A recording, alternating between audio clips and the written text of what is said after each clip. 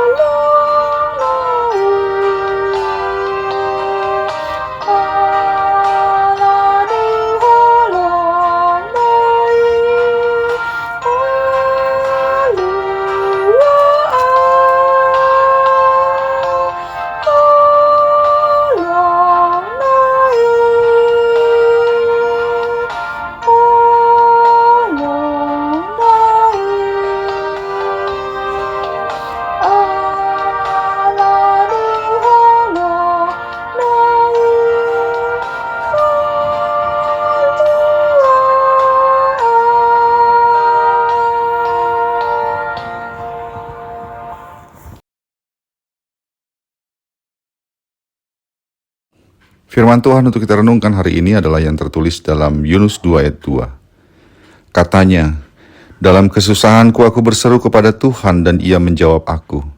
Dari tengah-tengah dunia orang mati aku berteriak dan kau dengarkan suaraku. Demikianlah firman Tuhan.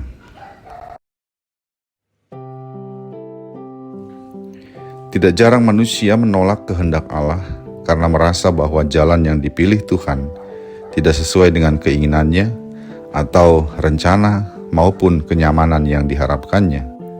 Namun firman Tuhan menunjukkan bahwa penolakan atau perlawanan terhadap kehendak Allah tidak akan pernah membawa damai sejati. Sebaliknya, penolakan terhadap kehendaknya seringkali mendatangkan kesusahan, penderitaan, maupun pergumulan yang berat.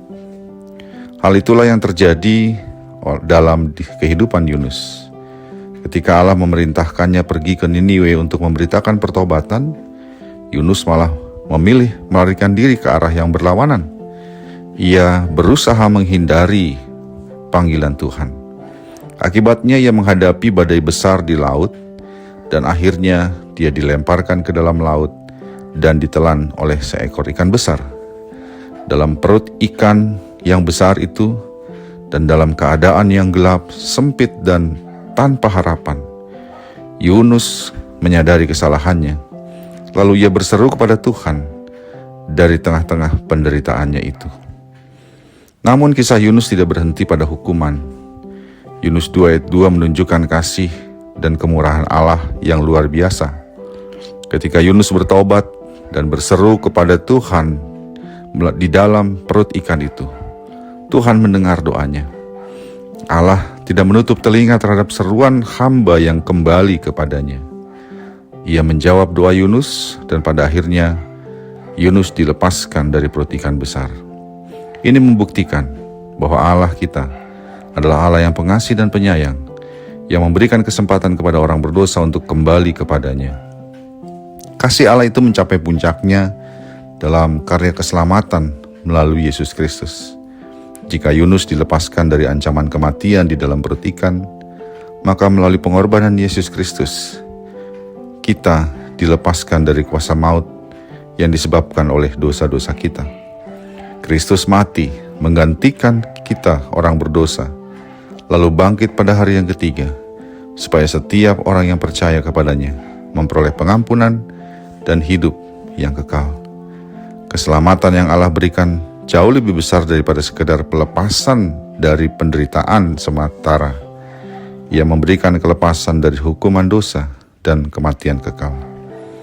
Sahabat Carpe Diem yang dikasihi Tuhan, melalui perenungan firman Tuhan hari ini, kita dipanggil untuk tidak mengeraskan hati ketika Tuhan menyatakan kehendak-Nya kepada kita.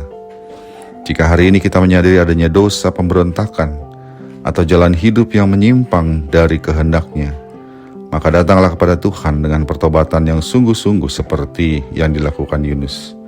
Allah mendengar seruan Yunus, dan Allah juga akan mendengar seruan kita umat-Nya saat ini. Ia siap mengampuni, memulihkan, dan melepaskan setiap orang yang datang kepadanya dengan iman.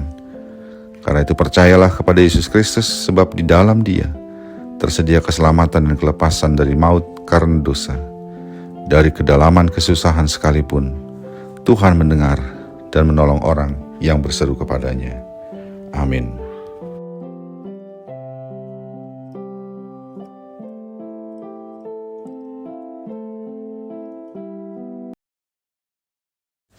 Marilah kita berdoa. Ya Allah Bapa kami, terima kasih untuk kasih-Mu yang bersedia mendengar seruan kami orang-orang berdosa, dan bersedia untuk melepaskan kami dari segala dosa kami melalui anak-Mu, Tuhan kami Yesus Kristus.